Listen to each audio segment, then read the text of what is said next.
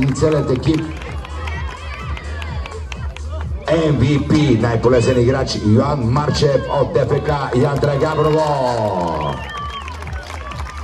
Където виждам, че и Пламен Царов, още един легендарен футболист и треньор е при нас. Жасмина Лазарова връчва тази награда за най-добър вратар MVP Йоан Марчев.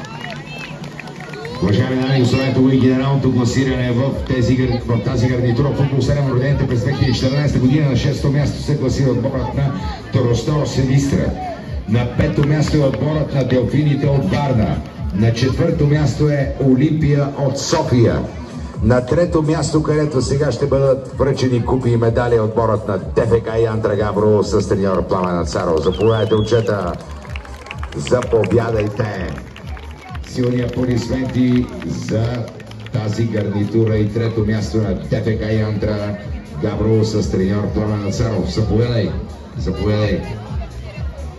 Илко Станчев връчва на медалите заедно с госпожа Жасмина Лазарова, замкмет на община Трявна. Спорт и култура, ресорт спорт и култура.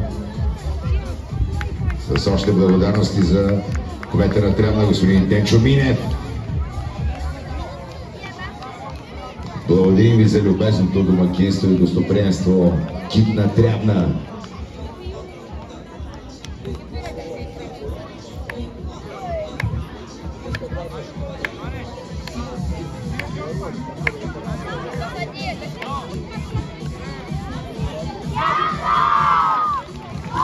Заслужени аплодисменти за третите в генералното класиране ДФК Янтра треньор Пламен Царов. На второ място е отборът на Огуспорт Молдова.